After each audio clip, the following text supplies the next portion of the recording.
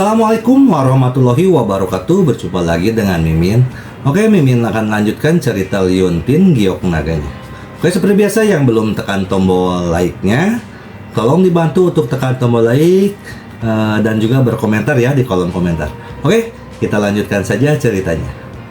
Bab 116-120. Resep saya diturunkan dari kakek saya Xiao Jun. Sudah hampir 60 tahun.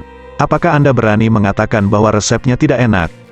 Lida Zui berkata dengan bibir melengkung. Di depan Lida Zui, tidak ada yang bisa mengatakan bahwa basis hotpotnya tidak bagus. Ini adalah kultivasi diri sebagai koki.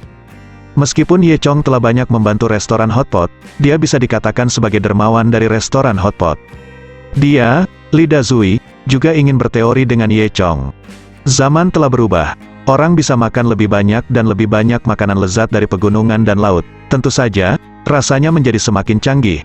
Bukankah agak ketinggalan zaman menggunakan resep dari 60 tahun yang lalu, kata Ye Chong. Dengan sebuah senyuman, tidak mungkin, hal baik yang bisa diwariskan selama 60 tahun harus klasik dan tidak pernah ketinggalan zaman. Kata Lida Zui, kalau begitu izinkan saya bertanya, mengapa restoran hotpot hampir tutup beberapa waktu yang lalu? Tanya Ye Chong. Lida Zui tersipu, ya, itu karena trik rahasia keluarga Bai. Ini hanya satu aspek, dan yang lainnya adalah pelanggan sudah cukup makan dari hotpot bottom Anda, jadi semakin sedikit orang yang datang untuk makan. Lida Zui tersipu. Mulut besar itu terdiam beberapa saat, dan leher gemuknya merah karena marah. Sebenarnya, ini bukan hanya basis hotpot Anda, tetapi bahkan sayuran saya, cepat atau lambat, pelanggan akan merasa cukup, jadi jika Anda tidak memikirkan perubahan dan tidak memperkenalkan yang baru, cepat atau lambat Anda akan tersingkir, Ye Chong melanjutkan. Bahkan Zhang Xiaojun harus mengakui bahwa apa yang dikatakan Ye Chong masuk akal. Lida Zui mendengus, kamu bilang bahan dasar hotpotku tidak enak, tapi kamu bisa membuat yang enak. Ye Chong sedikit tersenyum, mengambil mangkuk besar, lalu berjalan ke area bumbu, merica, adas bintang, ada banyak bumbu seperti adas dan daun harum. Gunakan 30% minyak panas, tumis selama 10 detik, hingga harum, tambahkan kaldu tulang. Ye Chong menyerahkan mangkuk itu pada Lida Zui.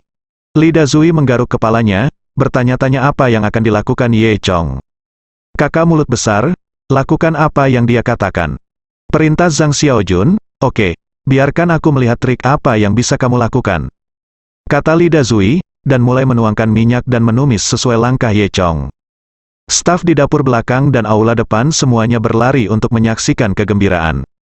Ye Chong menuangkan garam, gula, cuka, kecap, dan bumbu lainnya ke dalam panci. Kemudian dia memilih beberapa jenis sayuran, dan meminta seseorang untuk menggunakan mesin pemecah dinding untuk menggilingnya menjadi potongan-potongan halus, dan menuangkannya ke dalam panci bersama-sama. Setelah beberapa saat, aroma di dalam panci sudah tercium. Tuangkan minyak daging dan keringkan kaldu tulangnya. Ye Chong tidak perlu memesan lagi, Lida Zui tahu apa yang harus dilakukan. Setelah setengah jam, sepanci berisi hotpot seperti pasta sudah siap.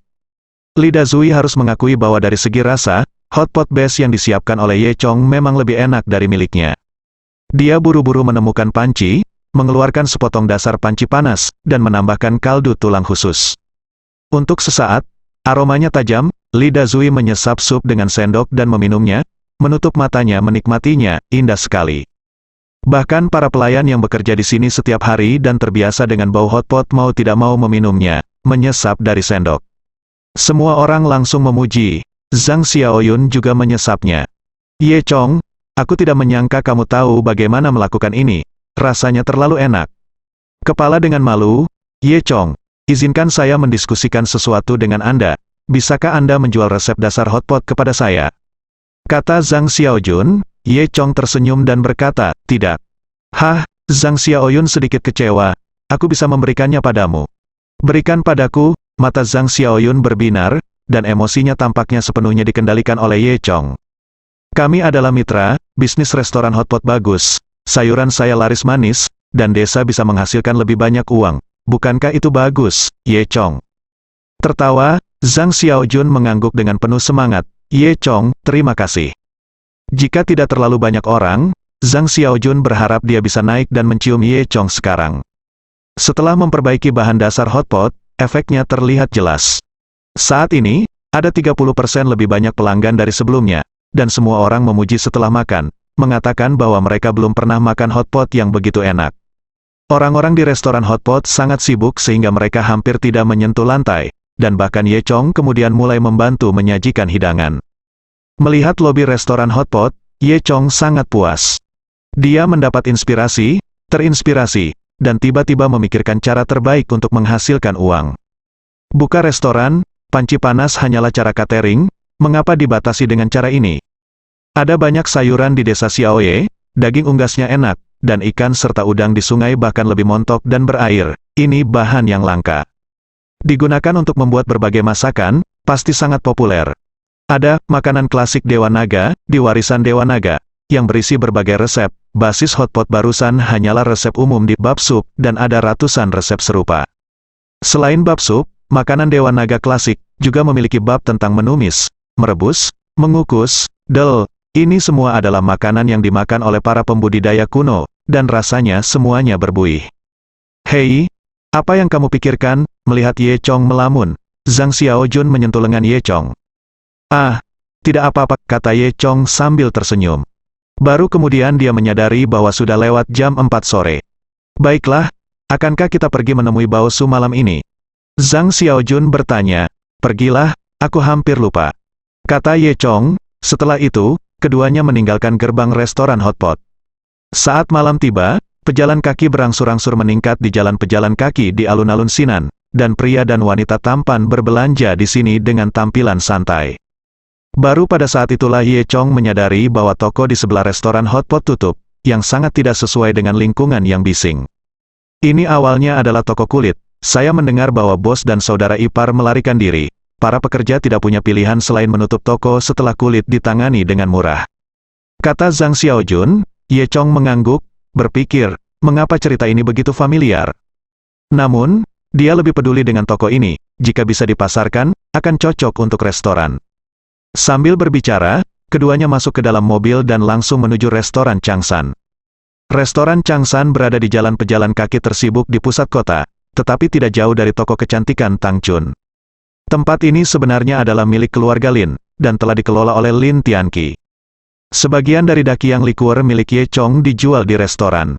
Keduanya datang ke kamar pribadi yang disepakati, dan menemukan seorang pria parubaya gemuk duduk di sana dengan kaki bersilang.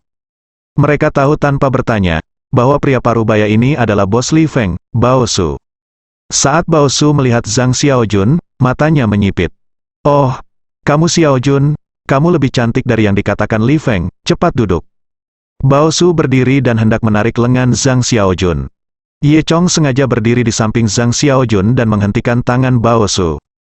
Siapa kamu? Bao Su menyipitkan mata ke arah Ye Chong. Dia adalah sepupuku, kata Zhang Xiaojun. Sepupu? Kamu mengajak sepupumu kencan buta? Bao Su terkejut, dan berpikir bahwa dia benar-benar aneh. Zhang Xiaojun tersenyum meminta maaf, dan menurut apa yang dia dan Ye Chong katakan dalam latihan sebelumnya. Maaf, sepupu saya berasal dari pedesaan dan belum pernah melihat dunia, jadi saya membawanya ke sini. Hehe, nama saya Ye Chong, saya belum melihat dunia, jadi jangan menertawakan saya, Ye. Chong pura-pura bodoh. Bao Su memaksakan senyum. Haha, tidak apa-apa, karena sepupu kita ada di sini, mari kita makan bersama. Ketiganya duduk, dan Ye Chong duduk di antara mereka. Bao Su tidak bisa menahan rasa kesal, dan berpikir bahwa jika Zhang Xiaojun tidak melihat wajah Zhang Xiaojun, dia akan mengusir Ye Chong. Hei, Xiaojun, aku tidak menyangka kamu begitu cantik. Nona Li Feng melakukan pekerjaan dengan baik kali ini, kata Bao Su. Zhang Xiaojun tersenyum dan tidak berkata apa-apa. Xiaojun, kupikir Li Feng telah memberitahumu tentang situasiku, kata Bao Su. Zhang Xiaojun mengangguk. Jangan khawatir. Setelah kita bersama, aku akan memperlakukanmu dengan baik, kata Bao Su lagi. Kakak, aku lapar, teriak Ye Chong tiba-tiba. Bao Su memandang Ye Chong dengan marah, tetapi dia tidak bisa menyesuaikan diri, jadi dia tersenyum kaku. Aku sedang sibuk berbicara, ayo pesan. Pelayan mengambil menu. Bao Su menyerahkannya kepada Ye Chong, dan berkata sambil tersenyum, sepupu, ipar sepupuku mentraktirmu makan malam hari ini, jadi kamu bisa makan. Kakak, kalau begitu aku akan memesan. Ye Chong diam-diam mengedipkan mata pada Zhang Xiaojun. Zhang Xiaojun mengeluarkan melihat Ye Chong akan membenamkan kepalanya ke dalam menu, Bao Su berpikir itu sangat lucu. Dia sengaja menyerahkan menu ke Ye Chong, hanya ingin Ye Chong memesan. Lagi pula, pria seperti Ye Chong yang belum pernah melihat dunia, biarkan dia lebih bersemangat, hidangan mahal apa yang bisa dia pesan. Dengan melakukan itu, dia tidak hanya dapat menunjukkan kemurahan hatinya, tetapi juga menghabiskan lebih sedikit uang. Bao Su menemukan bahwa dia hanyalah seorang jenius. Puas, Bao Su menyesap anggur dari gelasnya sampai dia mendengar kata-kata Ye Chong. Lobster Australia, steak truffle putih, foie gras Prancis, kaviar sturgeon albino. Puff, Bao Su memuntahkan semua anggur dalam satu tegukan. Nama setiap hidangan membuat mata Bao Su melebar. Ye Chong hanya mengambil barang yang paling mahal, sesendok kaviar harganya 200.000 yuan, belum lagi foie gras dan steak. Keempat barang ini saja harganya hampir 800.000 yuan. Apakah Nima ini benar-benar seseorang yang belum pernah melihat dunia? Tidak. Nima ada di sini untuk menipuku. Hah? Ada apa denganmu? Ye Chong bertanya dengan polos. Apakah karena hidangan yang aku pesan terlalu mahal? Tapi aku biasanya makan ini setiap hari di rumah. Siapa yang kamu bodohi? Dia mengutuk dalam hatinya. Kaviar bukan saus cabai, kamu masih memakannya setiap hari. Kakak, Ye Chong menoleh ke Zhang Xiaojun. Apakah makanan yang aku pesan terlalu mahal? Dia menyentuh bahu Ye Chong. Sepupu. Jangan bicara omong kosong. Bibi kedua kami mengatakan bahwa saudara Bao kaya, jadi dia tidak akan menganggap hidangan ini mahal. Bao Su ingin menangis tetapi tidak ada air mata, jadi dia harus berpura-pura mengangguk. Ya kamu bisa memesan apapun yang kamu inginkan, seperti, sepupu. Ye Chong memesan beberapa hidangan lagi, yang harganya lebih dari 1,5 juta. Bao Su menyaksikan makanan lezat disajikan satu demi satu, dan tiba-tiba merasakan sakit pada dagingnya. Meskipun dia adalah seorang eksekutif dari sebuah perusahaan komunikasi, dia hanya seorang eksekutif, 1,5 juta untuk makan, jauh melebihi daya belinya. Tapi dia berjuang keras untuk Zhang Xiaoyun, gadis kembang api banyak bermain, dan ketika dia kebetulan melihat gadis yang murni seperti Zhang Xiaojun, Bao Su terpesona, dan dia bersumpah untuk menyelesaikan Zhang Xiaojun apapun yang terjadi. Karena hidangan sudah disajikan, ayo makan. Bao Su menahan rasa sakit dan berkata sambil tersenyum. Ayo, Xiaojun, sama-sama, makan steak. Bao Su menggerakkan pantatnya yang gemuk sambil mengambil sayuran, dan tanpa sadar pindah ke sisi lain Zhang Xiaojun. Kali ini giliran Zhang Xiaojun yang duduk di antara mereka bertiga. Ye Chong tidak peduli untuk memperhatikan, dia mencicipi seteguk foie gras, itu sangat berminyak, dan dia mengambil seteguk lagi kaviar, itu amis dan bau. Aku benar-benar tidak mengerti bahwa barang-barang ini sangat mahal. Ye Chong terdiam. Sepertinya aku benar-benar tidak bisa menikmati hidup berpura-pura. Bao Su tidak punya waktu untuk memperhatikan batin Ye Chong. Kegiatan, dia sibuk mencoba yang terbaik untuk menjadi centil bersandar pada Zhang Xiaojun. Xiaoyun, awalnya aku ingin mengubah kota hotpot menjadi kota pencuci kaki, tapi ku dengar kamu sangat menyukai kota hotpot. Bao Su tertawa, Zhang Xiaojun mengangguk. Jika demikian, maka bukan tidak mungkin bagi kami untuk melanjutkan bisnis hotpot city. Kata Bao Su sambil menyentuh tangan Zhang Xiaojun. Zhang Xiaojun segera mengelak. Bao Su tersentak dan sedikit tidak senang. Xiaojun, jangan lupa, saya memiliki 60% saham di Hotpot City. Selama Anda berjanji kepada saya akan memberi Anda semua sahamnya. Zhang Xiaojun menggelengkan kepalanya. Maaf, Saudara Bao, saya tidak bisa menjanjikan Anda. Kamu, Bao Su berangsur-angsur menjadi ganas, kamu harus memikirkannya. Sejujurnya, aku juga membeli toko di sebelah hotpot kota. Jika kamu tidak berjanji padaku, besok aku akan membuka 2 toko dan mengubahnya menjadi kota pencuci kaki. Zhang Xiaojun mengertakkan gigi, ragu-ragu, melihat penampilan Zhang Xiaojun. Bao Su tahu bahwa Zhang Xiaojun akan segera berkompromi. Dia mencibir, dan berkata pada dirinya sendiri, kamu tidak mau bersulang, mari kita lihat bagaimana aku bermain denganmu malam ini. Dan Zhang Xiaojun diam-diam menatap Ye Chong, dan menemukan bahwa Ye Chong sedang memasukkan sepotong steak ke dalamnya, mulutnya seolah-olah tidak terjadi apa-apa. Sialan Ye Chong, bukankah kamu datang ke sini untuk membantuku? Kenapa kamu hanya fokus makan? Zhang Xiaojun mengerang diam-diam. Zhang Xiaojun tidak berbicara. Bao Su tahu bahwa dia masih membutuhkan sedikit rangsangan. Selama saya sedikit lebih keras sekarang, dan mencium Zhang Xiaojun dengan tangan saya di sekelilingnya, secara umum, pihak lain akan setuju dengan setengah hati. Memikirkan hal ini, Bao Su terkekeh. Oh, Xiaojun, aku sangat menyukaimu, biarkan kakakku menciummu. Kemudian, dia mengulurkan kedua tangannya yang gemuk, dan hendak memeluk Zhang Xiaojun. Zhang Xiaojun mengeluarkan dan bersembunyi kembali. Pada saat ini, penjepit lobster terbang, dan baru saja menangkap hidung besar Bao Su.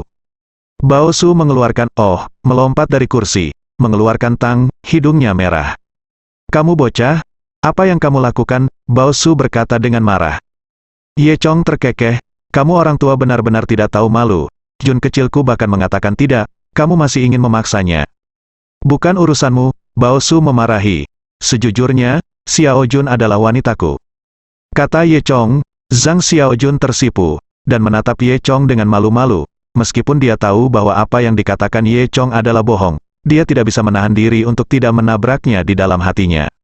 "Persetan, kamu ingin mengambil seorang wanita dariku, kupikir kamu tidak ingin hidup lagi." Bao Su memarahi, dengan ekspresi galak di wajahnya yang gemuk. Sebelum dia selesai berbicara, Ye Chong melempar cangkir. Cangkir itu mengenai kepala besar Bao Su, dan hancur berkeping-keping. Mata Bao Su menjadi hitam, dan dia pulih setelah beberapa detik. "Kamu mencari kematian," Bao Su mengutuk, mengambil botol anggur, membantingnya ke meja, memperlihatkan ujung yang tajam, dan hendak menusuk Ye Chong. Saat ini, pintu kamar pribadi ditendang terbuka, dan seseorang mendobrak masuk dari luar. "Bajingan mana yang berani bertarung di restoranku?" Lin Tianqi yang masuk. Ternyata Ye Chong diam-diam telah menghubungi Lin Tianqi melalui pesan teks dan memintanya untuk datang dan membantunya melakukan sebuah adegan. Bao Su langsung panik saat melihat Lin Tianqi. "Oh, jadi Tuan Muda Lin, aku benar-benar tidak berharap bertemu denganmu." Bao Su tersenyum patuh. Lin Tianqi mendengus, "Kamu berani menghancurkan barang-barangku." Wajah gemuk Bao Su menjadi pucat karena ketakutan. "Tuan Muda Lin, jangan marah.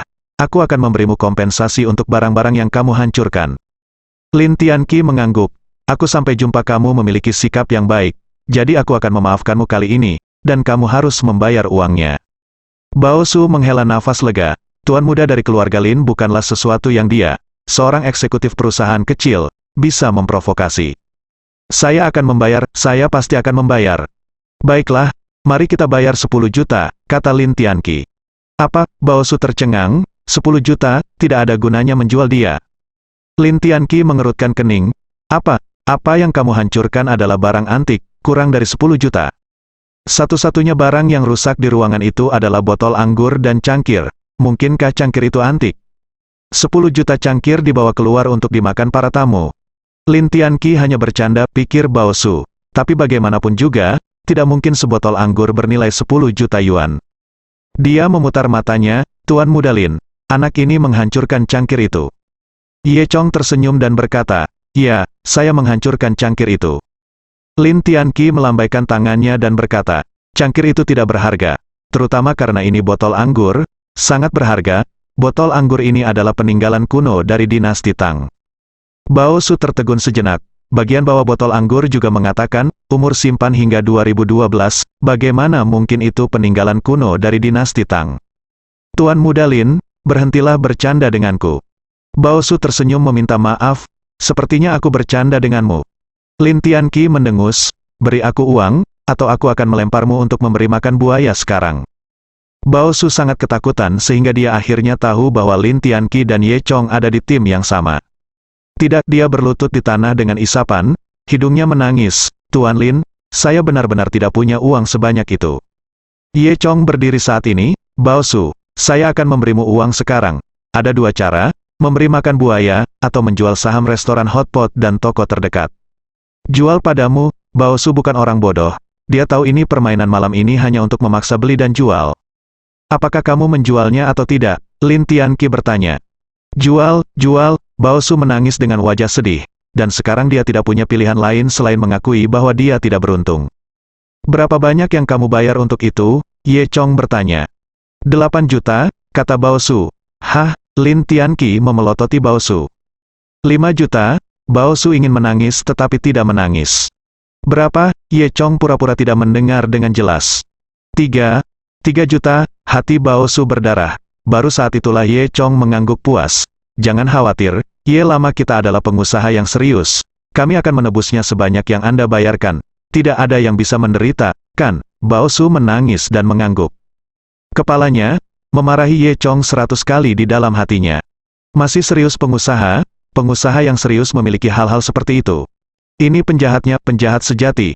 Setelah itu, Ye Chong meminta Bao Su untuk menandatangani kontrak, lalu mentransfer 3 juta ke kartu banknya.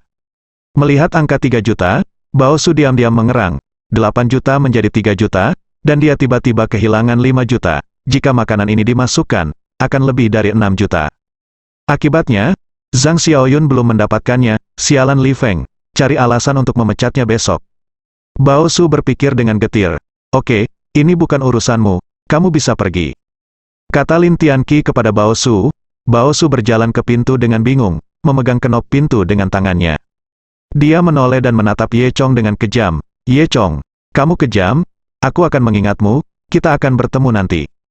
Sebelum dia selesai berbicara, kenop pintu dipatahkan olehnya. Untuk sesaat, adegan itu sedikit canggung. Bao Su menatap Lin Tianqi dengan ngeri. Tianqi, aku ingat pegangan pintunya sepertinya berasal dari dinasti Song. Ye Chong tertawa. Lin Tianqi mengangguk. Ya, itu benar, itu dari dinasti Song. Bao Su sangat ketakutan sehingga dia melarikan diri. Ketiga orang di ruangan itu tertawa. Ye Chong, kamu benar-benar mampu. Baru saat itulah Zhang Xiaojun memahami rencana Ye Chong, dan dia bersyukur dan mengagumi hatinya. Kompeten, Lin Tianqi menatap Ye Chong dengan seringai, jelas memahami itu. Zhang Xiaojun tersipu. Oh, aku tidak bermaksud begitu. Ye Chong mendorong Lin Tianqi. Ayo, ayo, mainkan. Lin Tianqi tertawa dan berkata, Kakak Ye, kakak ipar, kamu terus melakukan apa kamu bisa melakukannya, aku tidak akan mengganggumu. Setelah selesai berbicara, Lin Tianqi berlari keluar, hanya menyisakan Ye Chong dan Zhang Xiaoyun di kamar pribadi. Zhang Xiaojun merasa telinganya panas, tetapi Lin Tianqi menelepon adik iparnya, dia cukup senang. Ye Chong berkata, Xiaojun, bagian dari restoran hotpot akan kembali, dan saya akan mentransfernya kepada Anda nanti. Tidak perlu, Zhang Xiaojun menundukkan kepalanya dan berkata, saya akan membelinya kembali dari Anda kapan aku punya uang. Juga oke, kalau begitu aku akan menyimpannya untuk saat ini. Ye Chong tertawa. Sekarang kamu adalah pemegang saham mayoritas dari restoran hotpot, kamu dapat melakukan apapun yang kamu inginkan. Kata Zhang Xiaojun, ada yang baik-baik saja. Kata Ye Chong Xin, mengapa gadis ini berbicara begitu ambigu hari ini? Dia pasti menyiratkan aku. Dia menggaruk kepalanya, tentu saja. Terus buka restoran hotpot Anda. Karena saya pemegang saham, saya bisa memberi Anda lebih banyak resep untuk membuat restoran hotpot lebih makmur. Saya juga bisa menghasilkan uang. Zhang Xiaojun menatap Ye Chong. Bersemangat, sungguh, Ye Chong, terima kasih banyak. Harus, kata Ye Chong sambil tersenyum. Ngomong-ngomong, Ye Chong, mengapa kamu menginginkan toko di sebelahmu? Zhang Xiaoyun bertanya lagi. Ye Chong berkata dengan serius, saya akan memberitahu Anda tentang ini. Saya ingin membuka restoran Cina di sana. Restoran Cina, seharusnya tidak sulit jika Anda memiliki pengalaman di kota. Serahkan padaku. Zhang Xiaojun tidak mengharapkannya. Apakah kamu tidak mau? Tanya Ye Chong. Iya, saya bersedia, Zhang Xiaojun berkata dengan cepat. Ye Chong menyeringai, kalau begitu kita perlu merekrut beberapa koki lagi. Biarkan Li Dazui menjadi kepala koki, dan aku akan memberinya beberapa resep, ya. Saudara Dazui masih sangat bisa diandalkan, kata Zhang Xiaojun. Dengan cara ini, lebih banyak bahan makanan dibutuhkan, dan pendapatan desa kami dapat meningkat banyak. Kata Ye Chong, aku tidak berharap kamu memikirkan desa sepanjang waktu. Tentu saja, desa Xiaoye adalah tempat aku dilahirkan dan dibesarkan. Sekarang aku memiliki kemampuan, aku secara alami akan membayar penduduk desa. Sebut saja air minum dan memikirkan sumbernya. Zhang Xiaoyun duduk di sebelah Ye Chong. Ya, selama orang-orang yang telah membantuku, aku tidak akan pernah melupakan mereka, dan aku akan membalasmu. Kata Ye Chong, termasuk aku. Zhang Xiaoyun bertanya dengan main-main. Termasuk kamu, tentu saja, kata Ye Chong kepada Zhang Xiaoyun dengan sangat serius. Zhang Xiaojun tiba-tiba tergerak oleh Ye Chong, dan menatap Ye Chong dengan mata besar yang indah. Kamu Chong, kamu sangat baik, Ye Chong. Hanya merasakan tubuh harum mendekatinya, dan menatap wajah halus Zhang Xiaojun dari jarak dekat, dengan kulit khusus halus, bibirnya sedikit lembab, memantulkan cahaya terang, bulu matanya panjang dan melengkung, seolah hendak menyentuh wajah Ye Chong. Xiaojun, kamu sangat cantik, tapi kamu melihatku seperti ini, aku tidak bisa tidak ingin memakanmu dalam satu gigitan. Kata Ye Chong dengan bingung. Kalau begitu, kamu akan memakanku. Zhang Xiaojun menundukkan kepalanya dengan malu-malu, terlihat lebih menawan. Ye Chong menelan ludah, dan dengan tak terkendali menekan bibirnya ke bibir merah lawannya. Ketika dengusan gugup Zhang Xiaojun menyentuh wajah Ye Chong, pintu kamar pribadi tiba-tiba terbuka. Seorang lelaki tua datang dan berkata, "Oh, jangan cium, jangan cium. Jam berapa sekarang?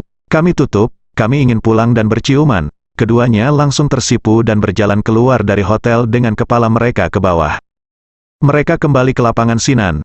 "Ye Chong, hari ini sudah sangat larut, kenapa kamu tidak tidur di rumahku?" Kata Zhang Xiaojun dengan wajah merah cerah. Ye Chong mengangguk, memang sudah lewat jam 11 malam. Keduanya kembali ke rumah, mandi, Zhang Xiaojun kembali ke kamarnya, dan Ye Chong tidur di sofa di ruang tamu. Malam semakin dalam, dan sinar bulan menyinari Ye Chong melalui jendela. Ye Chong ditutupi dengan selimut musim panas dingin Zhang Xiaoyun, yang harum. Dia membolak-balik, tidak bisa tidur, dan terus memikirkan pemandangan di ruang pribadi di benaknya. Itu hanya sedikit pendek, dan aku bisa merasakan suhu di bibir Zhang Xiaojun. Ini semua salah orang tua itu, ini bukan waktu yang tepat untuk datang. Ye Chong mengutuk dalam hatinya, dia melihat ke pintu kamar tidur Zhang Xiaojun. Apa yang harus saya lakukan? Apakah Anda ingin masuk? Jika saya lebih keras, Zhang Xiaojun harus setuju. Apakah Anda benar-benar setuju? Itu mantan dewi saya. Ini tidak baik. Ye Chong sangat terjerat. Pada saat yang sama, Zhang Xiaojun sedang berbaring di tempat tidurnya dengan mata terbuka. "Sial Ye Chong, kamu tidak bisa masuk. Pintunya tidak dikunci." "Haruskah aku memintanya masuk?" "Tidak. Ini sangat memalukan. Aku perempuan." "Sialan Ye Chong. Bodoh Ye Chong, tidak sama sekali aku tidak mengerti apa yang dia pikirkan." Mereka berdua menghabiskan malam yang seharusnya menjadi malam yang indah di tengah keterikatan yang tak tertandingi ini. Keesokan paginya, Ye Chong sarapan di rumah Zhang Xiaojun, dan kemudian mengendarai truknya kembali ke desa. Zhou Yutong melompat ke depan Ye Chong lagi. "Kamu benar-benar baik. Saya pergi untuk mengantarkan sayuran kemarin pagi, tetapi saya tidak kembali sepanjang siang dan malam. Untungnya, Paman Kiao tidak mengantarkan anggur hari ini, kalau tidak saya tidak akan bisa mengantarkan makanan pagi ini." Zhou Yutong mencubit pinggangnya, seolah memberinya pelajaran. "Sama seperti suamiku, aku percaya diri." Ye Chong tertawa dan berkata, "Saya tidak keluar untuk bermain-main, saya pergi mencari cara untuk menghasilkan uang bagi penduduk desa." "Benarkah?" Zhou Yutong mengangkat alisnya. "Dengan cara apa?" Ye Chong berbicara tentang rencananya, melinsuge.com. Restoran Cina. Zhou Yutong tidak menyangka Ye Chong memiliki ide seperti itu. "Itu benar, kita hanya perlu melakukan investasi awal, dan menyerahkan sisanya kepada teman sekelasku." Kata Ye Chong sambil tersenyum, "Akan bagus jika seperti yang Anda katakan." Zhou Yutong berpikir, tapi bisakah Anda benar-benar memastikan bahwa restoran Cina dapat menghasilkan keuntungan? "Jangan khawatir, hidangan yang dibuat sesuai resep saya lezat di dunia." "Potong, aku tidak melihat kamu bisa memasak," kata Zhou Yutong. "Kenapa aku tidak memasak meja untuk kamu coba suatu hari nanti?" Ye Chong tertawa. "Oke, selama kamu tidak meracuniku sampai mati." Kata Zhou Yutong, "Hei, aku khawatir setelah kamu makan, kamu tidak akan pernah bisa meninggalkanku lagi." Ye Chong tertawa. "Bah, kamu sangat cantik." Zhou Yutong mencubit Ye Chong lagi. Zhou Yutong berpikir sejenak, lalu tiba-tiba bertanya, "Tidak. Bagaimana bisa sebuah restoran Cina memimpin penduduk desa untuk menghasilkan uang? Bahkan jika mereka mendapat untung, itu tetap uangmu. Jangan bilang kamu memberikan uang itu kepada penduduk desa. Untuk apa-apa? Tentu saja tidak." Chong berkata, "Biarkan penduduk desa mendapatkan sesuatu dengan gratis, yang bertentangan dengan niat awal saya. Jadi, pikirkan, jika restoran Cina dibangun, itu pasti membutuhkan banyak bahan, dan sayuran di gunung belakang saja tidak dapat memenuhi persediaan. Mengerti?" Zhou Yutong tiba-tiba mengerti. "Saya mengerti. Maksud Anda adalah kami dapat memobilisasi penduduk desa untuk pergi ke berbagai pasar sayur untuk beli barang, yang memang membutuhkan tenaga." Ye Chong menepuk kepala kecil Zhou Yutong. "Bodoh, lupakan saja. Maksudku kita bisa mengumpulkan tanah dari penduduk desa dan mengolahnya bersama." Zhou Yutong menjulurkan lidahnya. "Itu benar. Dengan cara ini kita dapat membakukan pengelolaan lahan pertanian dan mempekerjakan sekelompok pekerja, membunuh 2 burung dengan 1 batu." Ye Chong tertawa dan berkata, "Itu benar, desa Xiaoye berpenduduk jarang, dan setiap rumah tangga memiliki lahan subur yang luas. Namun karena kemacetan lalu lintas, meski ada panen besar-besaran, gabuh tidak bisa dijual. Oleh karena itu, penduduk desa di sini hanya menanam makanan yang cukup untuk keluarganya sendiri setiap tahun, dan setiap keluarga memiliki lahan kosong yang luas. Ye Chong mengumpulkan tanah ini untuk bercocok tanam, yang memang bisa mendatangkan banyak pendapatan bagi penduduk desa. Ye Chong, kenapa aku tidak memikirkan ini? Sepertinya kepalamu gila. Kata Zhou Yutong dengan malu. Hihi, aku akan menyerahkan permintaan tanah kepadamu. Jangan khawatir, aku akan memanggil semua orang untuk rapat sebentar lagi, dan semua orang akan sangat senang. Untuk setiap mu tanah, mari kita membayar dividen sebesar 1%, dan pendapatan setidaknya 100.000 yuan per tahun. Ye Chong berpikir sejenak, aku akan pergi. Ye Chong, kamu benar-benar pencatut, kamu hanya memberikan 1% dividen kepada penduduk desa. Zhou Yutong membuat gerakan menghina, aku membencimu. Ye Chong tersenyum, bukannya aku ingin manfaatkan dirimu, kepala besar. Saya hanya ingin menggunakan uang yang saya peroleh di tempat yang lebih bermanfaat.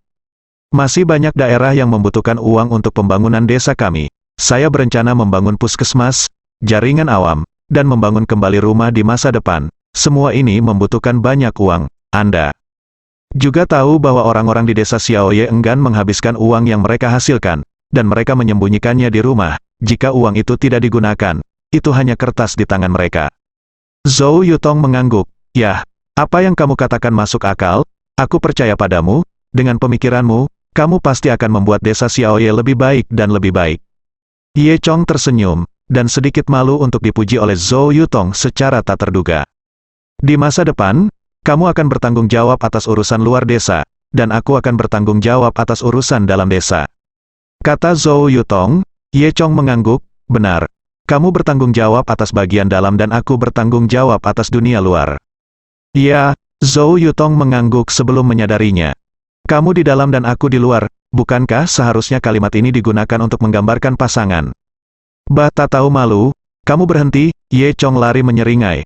Aku masih punya sesuatu untuk dilakukan, jangan lupa untuk merebut kembali tanah itu. Karena basis penanaman akan diperluas, Ye Chong perlu membangun roh lain, mengumpulkan arai, jika tidak, akan sia-sia untuk mengambil alih semua tanah penduduk desa. Arai pengumpul roh membutuhkan banyak batu giok terakhir kali. 1 ton batu giok yang rusak digunakan untuk membuka susunan pengumpul roh di gunung belakang. Jadi Ye Chong memikirkan Luling lagi, dan dia memanggil Luling. HMPH, kupikir kau sudah mati. Sudah lama aku tidak mendengar kabar darimu. Kata Luling dengan marah, mengapa, apakah kamu merindukanku? Bah, aku akan merindukanmu, cantik. Nada suara Luling agak kaku. Cepat, ada apa? Nah, apakah kamu memiliki batu giok yang rusak atau semacamnya? Apakah Anda memberi saya beberapa? Saya bisa membelinya dengan uang, kata Ye Chong. Berapa banyak yang kamu inginkan? Setidaknya 10 ton. Keterkejutan Luling dapat dirasakan dari telepon. Jika kamu menginginkan begitu banyak, kamu akan menjadi batu bara. Lalu berapa banyak yang kamu miliki? Yah, kami jumlahnya tidak banyak, tapi aku bisa membantumu menebusnya. 10 ton seharusnya tidak menjadi masalah. Terima kasih banyak, harganya mudah dinegosiasikan. Ye Chong tersenyum. Setelah kilang anggur dibangun, Ye Chong sudah dapat mengumpulkan uang terus-menerus. Meskipun pendapatan hariannya tidak banyak, tetapi diakumulasikan hari ini, kartu Ye Chong juga memiliki pendapatan bersih lebih dari 1 juta yuan. Dia tidak peduli berapa banyak uang yang akan diminta Luling. Masalah besarnya adalah membayar dengan mencicil pada saat itu. Lagi pula, selama susunan roh pengumpul dibangun, apakah masih takut tidak akan ada uang? Aku tidak ingin uang, aku hanya ingin kamu membantuku. Kata Luling di telepon. Hah, ada hal yang bagus. Ye Chong berkata, ada apa? Ada acara taruhan batu malam ini, dan aku ingin kamu membantuku mengambil beberapa batu. Tidak masalah, Ye Chong setuju dengan sepenuh hati. Itu bisa menghemat uangnya, dia lebih aktif dari apapun. Lagi pula, tidak peduli berapa banyak yang dia hasilkan sekarang, itu masih setetes air untuk ditanami. Dan karena ada klub taruhan batu, Ye Chong juga bisa memanfaatkan kesempatan ini untuk menghasilkan banyak uang. Kota Beijiang, keluarga Bai, Jiang Huan, pengusir setan, sedikit kesal, dia melemparkan mayat seorang wanita ke tanah. Benda apa yang kamu cari? Energi spiritual. Sama sekali tidak murni, dan kebencian tidak cukup, itu tidak cocok untuk formasi. Bai Feidu memalingkan matanya, Tuan Jiang, Saya memiliki seseorang untuk dipilih. Dia memiliki temperamen yang sangat panas, dan semua orang adalah seorang wanita, mata Tuan Jiang. Berbinar, sungguh, lebih baik, sehingga ketika aku menyiksanya sampai mati, kebenciannya akan semakin dalam. Benar, namanya Luling, Bai Feidu tertawa. Pada awalnya, Bai Feidu mengejar Luling untuk waktu yang lama, tetapi setelah keluarga Bai Lu dan Lu mulai berkelahi, Bai Feidu tahu bahwa dia tidak punya kesempatan. Karena itu tidak dapat diperoleh dengan cara yang adil dan jujur, tidak buruk bagi Tuan untuk memaksakan busurnya. Bai Feidu memiliki pemikiran kecilnya sendiri, dia ingin menggunakan tangan Jiang Huan untuk mendapatkan Luling. Elder Jiang, jangan khawatir, bawa Luling kembali kepadaku, dan aku jamin dia akan mati dengan kebencian yang besar. Jiang Huan mengangguk, dan berkata kepada Chen Xiong yang melayani di sampingnya, pergi dan tangkap dia. Iya, Chen Xiong setuju, lalu menghilang di balik pintu ruang tamu. Beijiang, Hotel Kepala Naga Tua, ini adalah hotel besar yang sangat terkenal di kota tua. Pintu hotel dibuat khusus berbentuk keran emas dengan mulut besar terbuka, yang terlihat sangat megah. Luling mengenakan celana pendek putih, crop top merah muda, dan tas mode berbingkai emas, dia berdiri di pintu melihat sekeliling. Sialan Ye Chong, klub perjudian batu sudah dimulai, kenapa dia belum datang? Luling kesal, yo, cantik, lihat kamu terburu-buru, apakah kamu mencari kakakmu? Seorang pemuda dengan potongan rambut datang, pemuda itu mengenakan kemeja bunga, rantai emas besar di lehernya, dan cincin emas persegi besar di masing-masing 5 jarinya, diikuti oleh 2 adik laki-laki.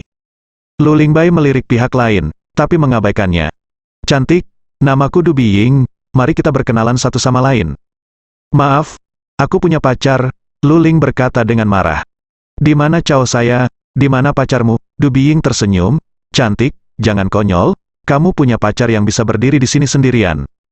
Kakakmu, aku pacarnya, Ye Chong baru saja tiba saat ini, berjalan mendekat dan memeluk pinggang lembut dan lembut Luling. Luling memandang Ye Chong dengan marah, dan berkata, apakah kamu membantuku atau memanfaatkanku? Ye Chong menyeringai, dan tangannya yang besar masih meraba-raba pinggang Luling. Aku Cao, apakah kamu pacar si cantik? Du Biying menatap Ye Chong dengan heran. Tidak terlihat seperti itu, Ye Chong bertanya.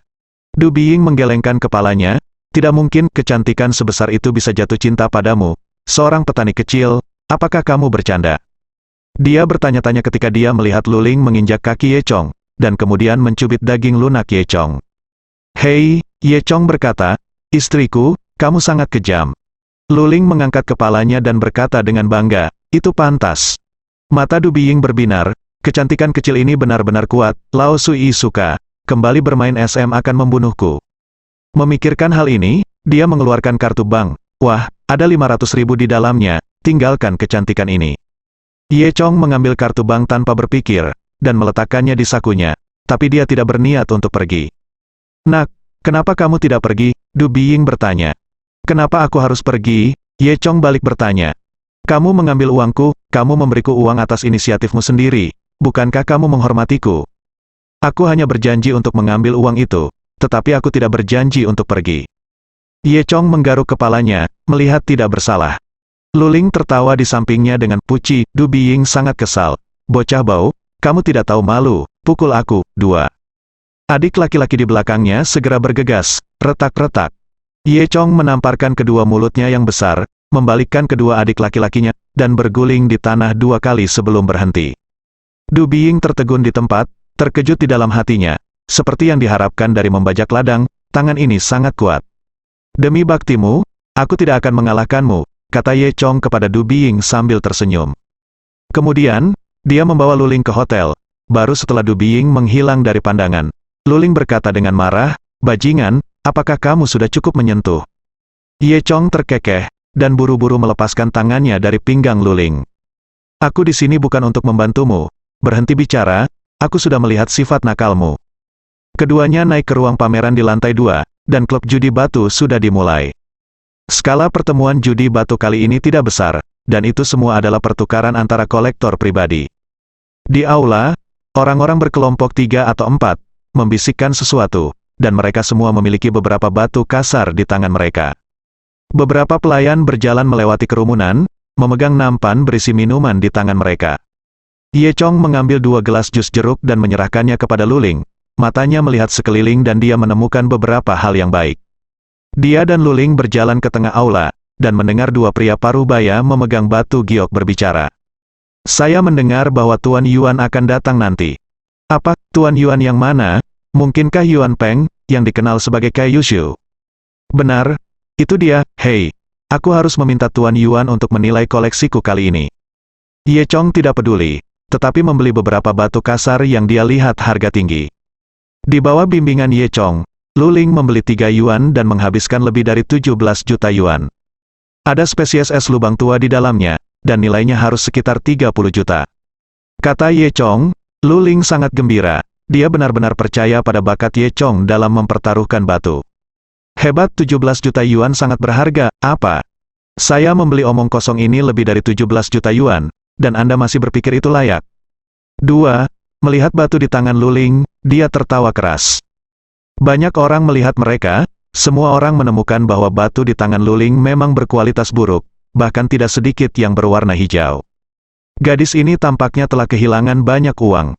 Tidak, ini pertanyaan apakah ketiga batu ini bisa menjadi hijau. Du Biying bahkan lebih bangga, lihatlah bahan dari 3 batu di tanganmu. Apa bisakah mereka berproduksi? Bagus, aku sangat konyol, haha. Luling hendak membalas, tapi Ye Chong menghentikannya. Jangan perhatikan orang bodoh seperti ini. Du Biying sangat bosan, dia kesal. Cao, aku akan membiarkanmu melihatnya hari ini. Bagus sekali. Dia berkata, dan meminta adik laki-lakinya untuk membawa batu kasar yang dia hargai. Wow, lihat hijau mengambang di sisi batu ini pasti kelas atas. Barang bagus, pasti bagus, banyak orang memujinya. Tapi Ye Chong tersenyum, itu hanya batu yang rusak.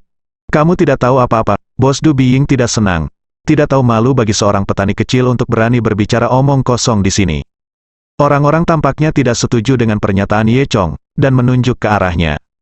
Bagaimana batu kasar yang bagus bisa disebut batu pecah? Artinya, harus ada batasan untuk berbicara omong kosong. Ye Chong mengangkat bahu, percaya atau tidak, siapapun yang membeli batu ini akan menderita. Kamu, wajah tua Du Biying memerah karena marah. Dia menghabiskan banyak uang untuk membeli batu kasar ini, tetapi sebenarnya dibeli oleh Ye Chong. Chong tidak mengatakan apa-apa. Du Biying balas tertawa dengan marah, bagaimana kalau kita bertaruh? Bagaimana? Ye Chong bertanya. Karena kamu mengatakan batu kasarku tidak bagus, maka kamu memilih batu kasar dan ayo bersaing.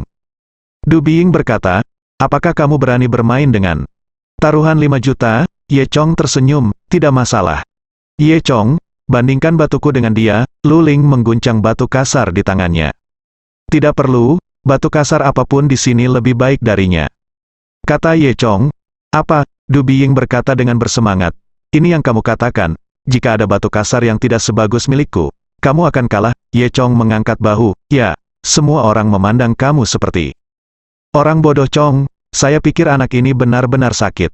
Tidak peduli bagaimana Anda melihatnya, semua batu kasar di tangan Du Biying adalah batu kasar berkualitas tinggi.